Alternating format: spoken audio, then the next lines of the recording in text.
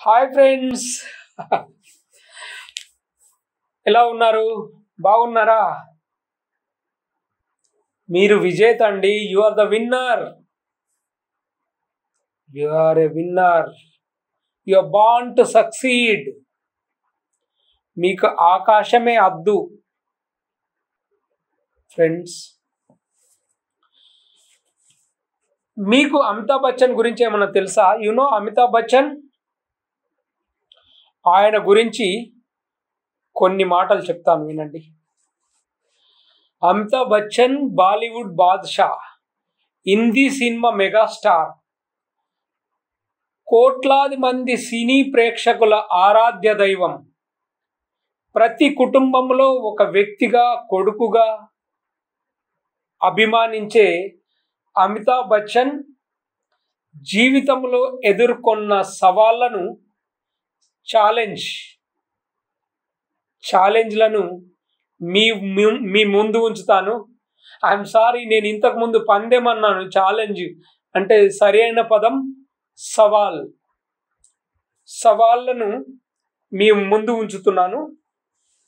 తన మొదటి సినిమా తర్వాత సీరియల్గా 12 సినిమాలు అట్టర్ ఫ్లాప్ అయినాయి. అమితాబ్ బచ్చన్ అన్ని సినిమాలు ఫెయిల్ అయినాయి. ఫస్ట్ సినిమా తర్వాత ఇతను ఇక సినిమాకే పనికిరాడన్నారు.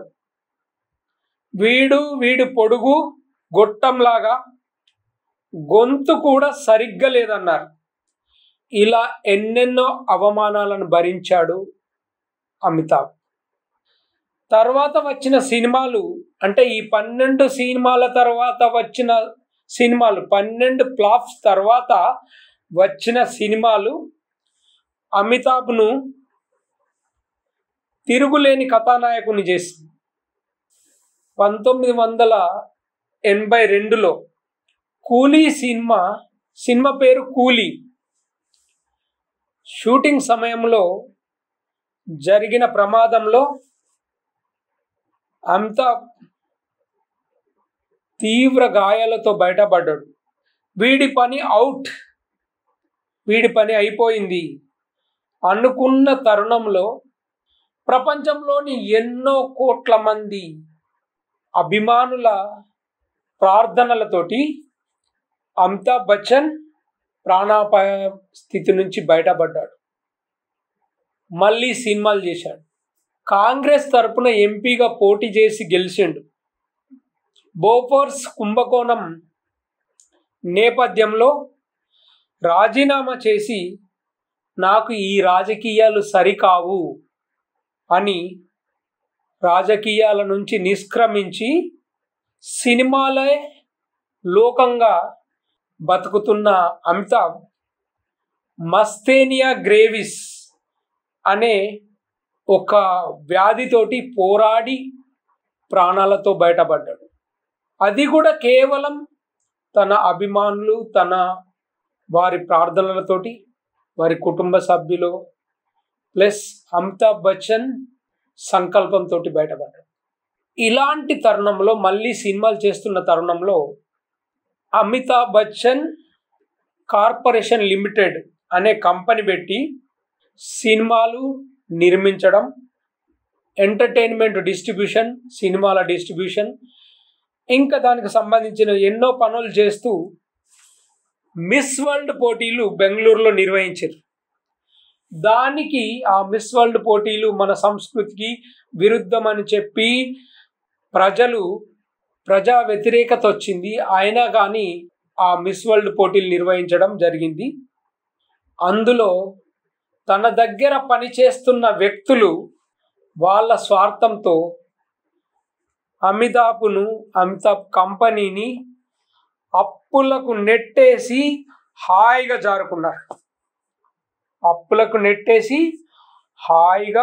జారుకున్నారు. ఎందుకంటే కంపెనీ తనది కావడం వల్ల అందులోని అప్పులన్నిటికీ కర్త కర్మ క్రియ అమితాబ్ బచ్చన్ అయ్యాడు.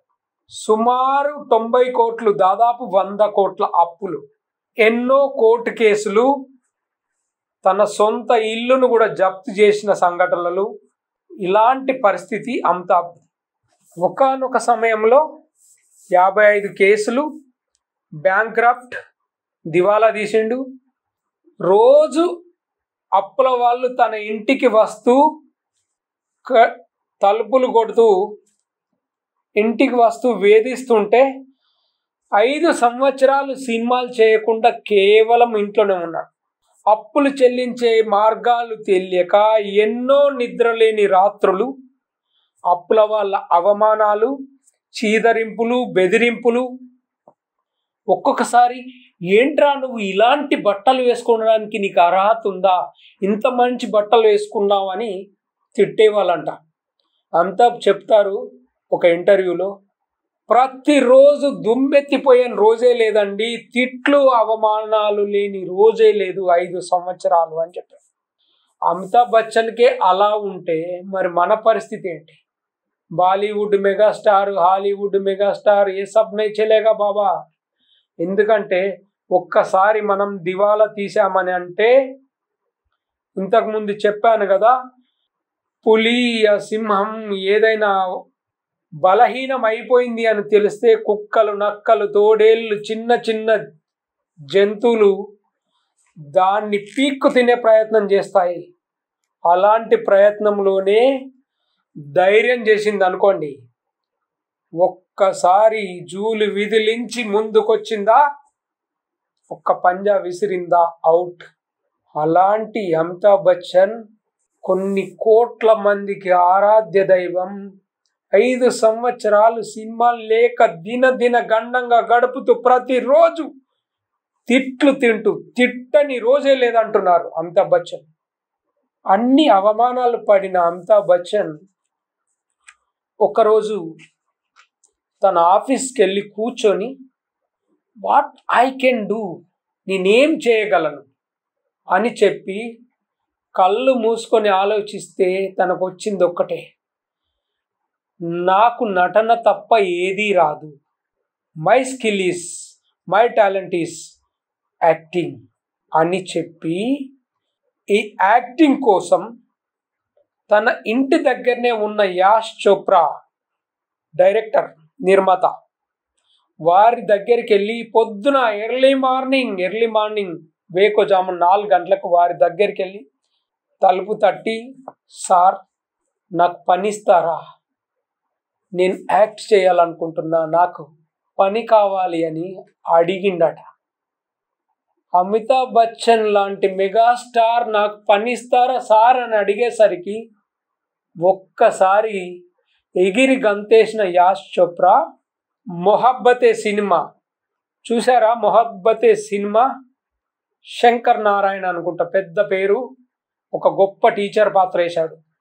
షారుఖ్ ఖాన్, అమితాబ్ బచ్చన్ అండ్ ఐశ్వర్య రాయ్ ఆ మొహబ్బతే సినిమాలో నటించారు అనొద్దండి, అందులో జీవించారు.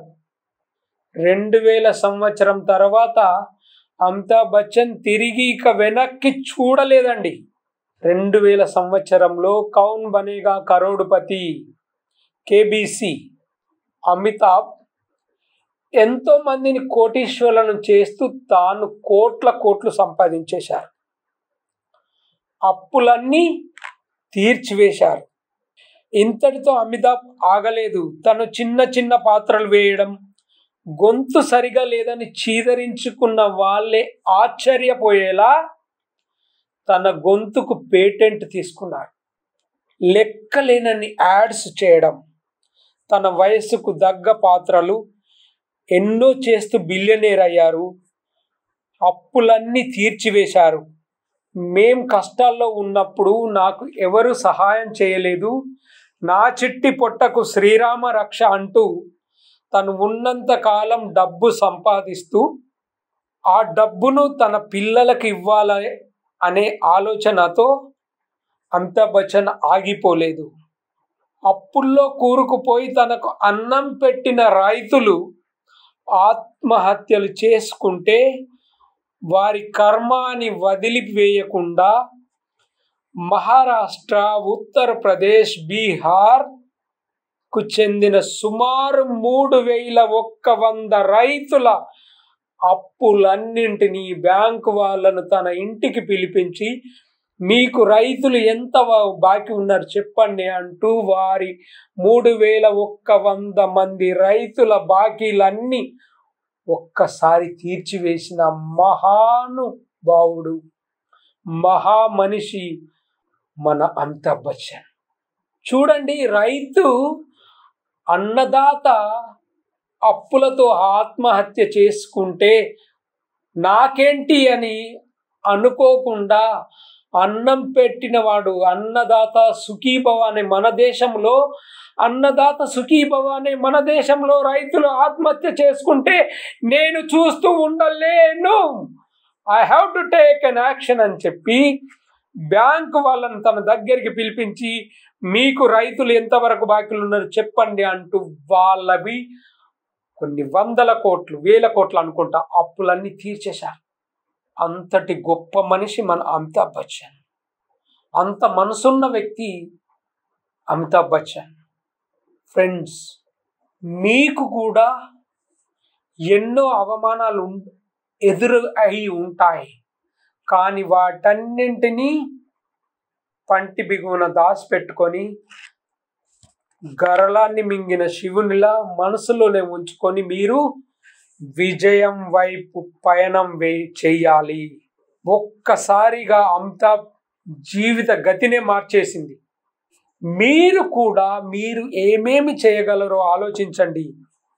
అమితాబ్ ఏమేం పనులు చేశారో, నటుడుగా హీరోగా యాక్ట్ చేశారు, డబ్బింగ్ ఆర్టిస్ట్గా పనిచేశారు, యాడ్స్ ద్వారా డబ్బులు సంపాదించారు, యాడ్స్ పెట్టుబడుల ద్వారా సింగర్గా సినిమా పాటలు పాడారు, ప్రభుత్వ ప్రచారాలకు బ్రాండ్ అంబాసిడర్గా పనిచేశారు, నిర్మాతగా మారారు, కౌన్ బనేగా కరోడుపతి, షాపుల ప్రారంభోత్సవాలు అంటే రిబ్బన్ కటింగ్ చేసి పలు భాషా చిత్రాల్లో నటించారు. హమ్ సిర్ఫ్ హిందీ కా నహీ తెలుగు మే బి యాక్ట్ కరెంగే అని చెప్పి తెలుగు సినిమాలు, తమిళ సినిమాలు, మలయాళ సినిమాలు, పంజాబీ సినిమాలు ఏది వదలలేదండి.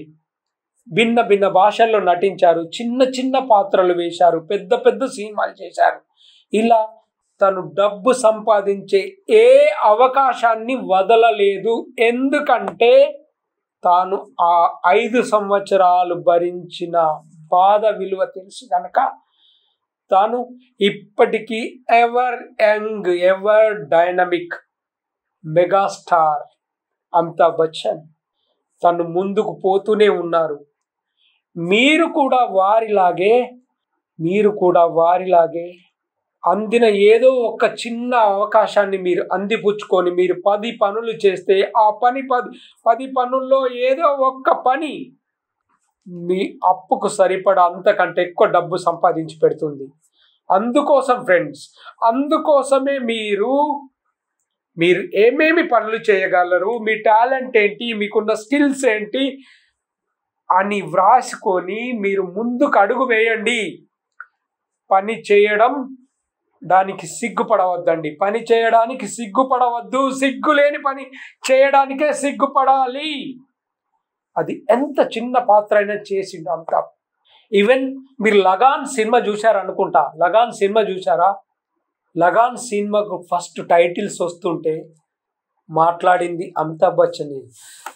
సన్ 1928 మే అని మొదలు పెడతారు. ఆ గొంతుకు సపోజ్ ఆ ఒక్క 10 మాటలకు కోట్లు తీసుకున్నా ఇవ్వడానికి సిద్ధంగా ఉన్నారు నిర్మాతలు. ఫ్రెండ్స్, తన స్కిల్ అలా డెవలప్ చేసుకున్నారు. మీ స్కిల్ మీరు డెవలప్ చేసుకోండి. మీ స్కిల్ ఏంటి, మీ టాలెంట్ ఏంటి మీరు తెలుసుకోండి. ఆ టాలెంట్ ప్రకారం మీరు ఎన్ని పనులు చేయగలుగుతారో అన్ని లిస్ట్ అవుట్ చేసుకోండి. ఎలా చేయగలం అని ప్లాన్ చేసుకోండి. ముందడుగు వేయండి. 1 సింగిల్ స్టెప్ ఇస్ రిక్వైర్డ్. ప్రతి విజయంలో మిమ్మల్ని మీరు అప్రిషియేట్ చేసుకోండి. భుజం తట్టుకోండి. ఎస్, వావ్, కంగ్రాచులేషన్స్ అని చెప్పి మీరు సంపాదించిన ప్రతి పైసకి కృతజ్ఞత చెప్తూ ముందుకు పోండి. You will overcome all the challenges in your life and you can lead a happy and peaceful, powerful life like Amitabh Bachchan. Thank you friends.